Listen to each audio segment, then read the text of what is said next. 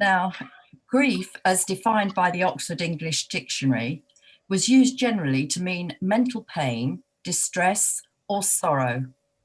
Nowadays, it is used in a more specific sense to mean violent sorrow caused by a loss or trouble, a keen feeling of regret for something lost, remorse for something done, or sorrow for mishap to oneself or others. Grief is the emotional response to loss and the process of adjustment to a new situation. Grief occurs when there are conflicting emotions caused by the end of or change to a frequent pattern of behaviour. Thus, the overriding cause of grief is losing something or someone. So, grief can be the loss of a loved one through death, a partner, husband or wife, the loss of a parent, brother or sister, or a close friend, the loss of a child that has lived, or the loss through miscarriage or stillbirth. The death may have been due to natural causes, illness, murder, crime, an accident, or suicide. The cause of death greatly affects the pattern of grief. If death is not by natural causes, then the grief is magnified. The loss of a pet by death also gives rise to the accepted process of grieving, which is normal after any bereavement. But I think it's important to remember something about death, and I'm always saying this. Death is a life changed, not ended. Death is but a transition from this life to another existence where there is no more pain or anguish. The loss may not be as a result of death. Such losses include the disappearance of a loved one, the not knowing if they are alive or dead, the loss of a marriage through divorce, the loss of a job, the loss of a limb or movement due to paralysis after an accident, and the loss of youth at menopause or at the middle-age crisis. The loss of a much-loved pet and the loss of lifestyle will cause feelings of grief. All these give rise to feelings of bereavement.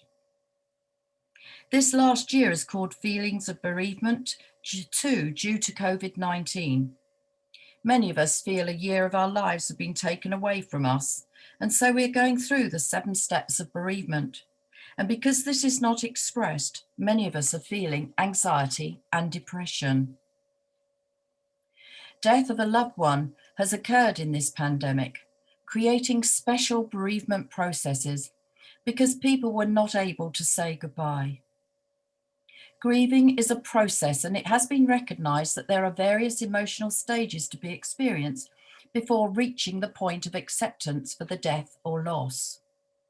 These stages were first put forward by Elizabeth Kubler-Ross in her book, Grief and Grieving. These are denial, anger, bargaining, depression, and acceptance. I have modified them slightly and expanded them. The usual pattern is as follows: shock, which can last from 5 years to the end of one's life, particularly when a death has been sudden and unexpected. My father died at only 64, and although I knew he was ill, he died suddenly of a heart attack. I found the suddenness personally very hard to deal with. Then comes denial, where one pretends that it has not happened. In this stage, the world becomes meaningless and overwhelming. Life makes no sense. Denial helps us to pace our feelings of grief. There is a grace in denial. It's nature's way of letting in only as much as we can handle. Letting in all the feelings associated with loss at once would be emotionally overwhelming. Then there's grief. This is the emotion one expects to feel, and there are differences in the depth of grief and the length of time it may persist. It is essential to cry and release these emotions. Grief, which is not fully acknowledged and experienced, can be physically and emotionally harmful. For most people, the first year is the most difficult, as one needs to pass through all the anniversaries like Easter, Christmas, birthday, and the actual anniversary of the date of the death or loss. After surviving them once, it is not so difficult to do so again. It is important to remember that when a person grieves, they are really crying for themselves because they have been left behind. And of course, it's perfectly right to do so, as there are so many emotions involved with a loss, feelings of loneliness or fear of coping alone. The more these emotions can flow freely, the sooner people can experience joy again. When the crying stops, it is a sign that one is growing stronger and reaching acceptance and peace. The hardest part of coping with death is that one cannot speak to, feel, touch, or hold the person ever again in this life. I particularly like this quote from the Tibetan Book of Living and Dying. Grief is a wound that needs attention to heal. To work through and complete grief means to face our feelings openly and honestly, to express and release our feelings fully, and to tolerate and accept our feelings for however long it takes for the wound to heal. We fear that once acknowledged, grief will bowl us over. The truth is that grief experienced does dissolve. Grief unexpressed is grief that lasts indefinitely. And this is so true. And so I feel this last sentence is worth repeating. Grief unexpressed is grief that lasts indefinitely. I personally do not like Elizabeth Kubler-Ross's use of the word depression. To me, this is grief, the sadness and the overwhelm. I don't feel it's depression. Often anger comes along that the loss has happened at all. Sometimes the anger has meaning, and at other times it can be quite irrational. Many people become quite frightened by these feelings, but they are quite natural and a part of the normal grieving process. It is important to remember that anger surfaces once you are feeling safe enough to know that you will probably survive whatever comes. Anger is a necessary stage of the healing process. Be willing to feel your anger, even though it may seem endless. The more you truly feel it, the more it will begin to dissipate and the more you will heal. The truth is that anger has no limits.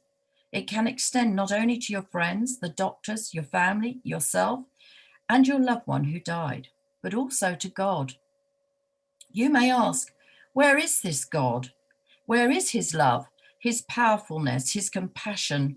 Is this really God's will? God is a disappointment, and my faith feels shattered, and his plan for me and my loved one. I felt very angry indeed when my father died.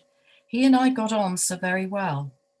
My mother and I were going through a very difficult patch at that time, and I had feelings, why couldn't it be Mama who died?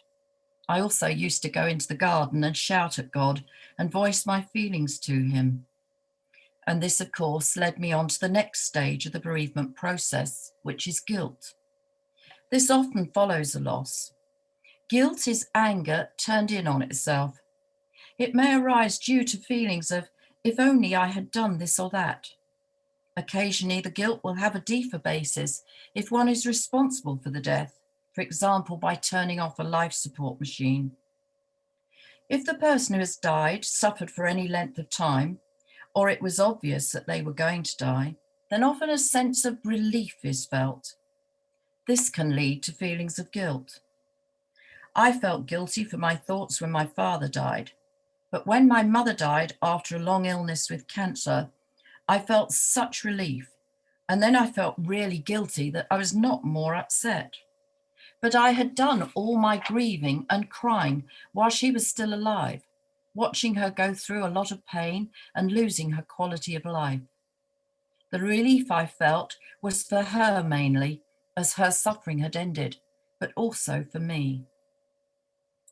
When one knows that someone is dying, there can be a stage of bargaining. Many people, before a loss, bargain and say things like, please God, if I go to church every Sunday, then please keep my loved one alive. Guilt is often bargaining's companion. This stage also explores the what if and if only statements. Then there is fear. The death of someone close can make one extremely aware of one's immortality. Death is a fact. It is a part of life and the one thing that everybody has in common. There are only two things in life that we can be certain of. and these are that we are born and that we die. They are natural processes, and yet we act as though death is something strange and mysterious which cannot be spoken about. Death tends not to be talked about, so fear of the unknown becomes exaggerated when one is faced by it. Feelings of fear can also follow a divorce or accident when limbs or mobility are lost. Here, the fear revolves around feelings of not being able to cope and what the future holds in store. My legs and back problems have caused me much pain. My life changed dramatically. I plunged into depression. It was not until I was sent for group therapy sessions for people with chronic back pain that all of us in a similar position realized that we couldn't move forward until we had accepted what was happening in our lives. I was stuck in fear about my life.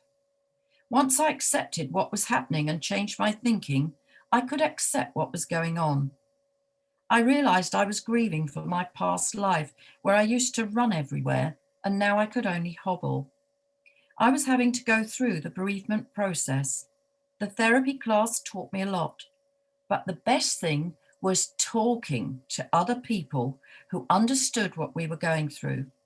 We learnt to be grateful for what we could still do and not to be angry at all the things we could no longer do.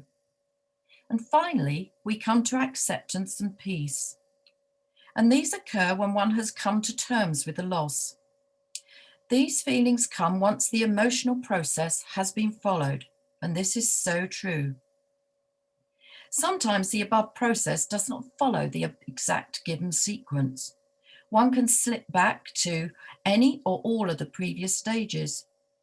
For example, after the death of a partner, if one starts going out and finds an attraction towards another person, this can cause one to slip back into the guilt phase.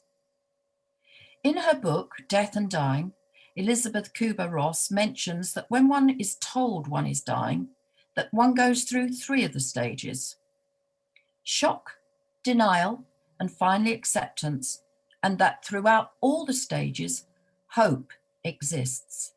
Hope for a cure. Grief is a powerful process which takes over and floods a person's life. It is excruciating, an insistent message that tells us that things are now different, and it will take some time to adjust to such an irreversible change. The first year of bereavement is immensely painful.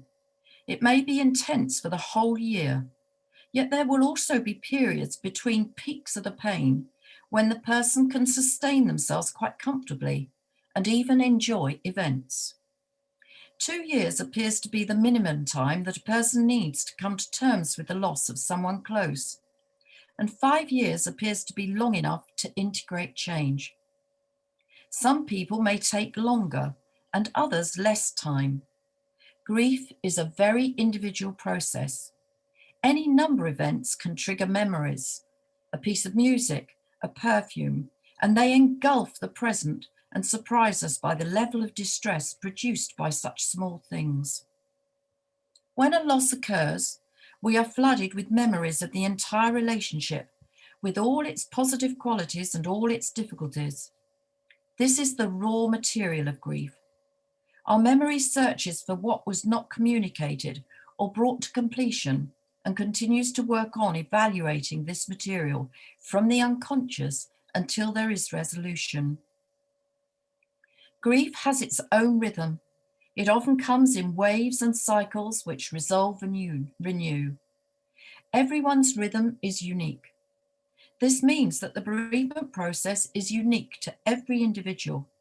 It is also different for every death of a person, as I found when my father and mother died. It was so different each time. I think the worst thing that we can do is to avoid grief. It just does not work and keeps us stuck and can damage our physical and mental health. We live in a society that views tears as weakness and a face of stone as strength. Whether you cry or not may have more to do with how you were raised than with the nature of your loss.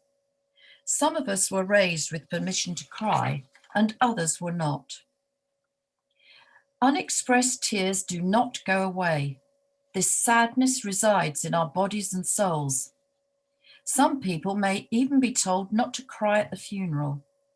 A mourner should be allowed to experience his sorrow, and he will be grateful for those who can sit with him without telling him not to be sad. Just talking to a sympathetic listener helps the person to start to get things into perspective again. Talking is essential to overcoming grief and coming to terms with the loss. I personally feel we do not talk about death and dying and bereavement. But what are we afraid of? Why don't we? Our society is one where the living have become isolated from the dying. In 2003, the Grief Recovery Institute in America conducted a survey and asked, what is the best way to act around someone who has just experienced the death of a loved one? From the multiple choice answers, 98% said, act as though nothing had happened. They then asked people who had experienced a loss in the last 5 years this question. In the weeks and months following the death of your loved one, what did you most want and need to do? And 94% talk about what happened and my relationship with the person who died. Many people bottle up grief for the sake of those around them. Grief unlocks all manner of strong feelings. It is not uncommon for people to think they are going slightly mad. Bewildering feelings of all sorts are perfectly normal. It is important to acknowledge and face the emotions. Bereavement and death are natural phenomena. The problems arising out of a loss by death and divorce, loss of a job and miscarriage, are often reduced resilience, confidence, and self-esteem. After my mother died, I read the book A Grief Observed by C.S. Lewis about his bereavement process after his wife died of cancer. I found this so helpful, and it explained the extraordinary tiredness I felt when she finally died. Talking about death is so important. Simply ask the bereaved person, how are you feeling? Tell me about the last few days. Let them talk about the death and often unresolved issues. Their feelings of anger and guilt often come out in these chats. If this happens, ask them, what did you not do? What emotions are you feeling now? Obviously, if the bereaved person does not wish to talk at this moment in time, then respect their wishes and let them know that you are there if ever they wish to talk. Don't ignore them. Call them every few days and ask them how they are so they know you are there for them. When working with guilt, it's important not to make any judgments. Ask the person about all the things they feel guilty about. It is important just to let them talk and for you to listen. Let them talk it out. All the literature emphasizes the need to talk through each stage. It's important not to dissuade the person of their grief by saying, this was not your fault, so don't blame yourself. It's better to ask, what would the dead relative say about your guilt? This often gets the guilt into the right perspective and gives absolution. One cannot say to a person who has accidentally killed a child in a car crash that he or she is not guilty. A good suggestion can be to suggest to the bereaved person to write a letter to the deceased person. Then they can write down their feelings, their emotions, and what they would have liked to have said. And once they have written the letter, they can reread it, and maybe they can throw it away, or keep it, or have a ceremonial burning of the letter. And often people find they feel much calmer after this experience. Children generally accept things better than adults. And I feel it is very important to tell the children the truth, especially if a parent or a loved one is dying, no matter what age they are. If they are not told the truth, when the death happens and is unexpected to them, they build up resentment and anger, which can remain for life. and children often respond very well to writing a letter to the deceased person. Anger appears in many ways. One is angry for having been left or because the person who died was so young. Again, talking is the best way to release the anger and to get it all into perspective. I'm sure many people who have lost loved ones in this pandemic are very angry at not having been able to be with their loved ones and knowing that they died alone without their family near them.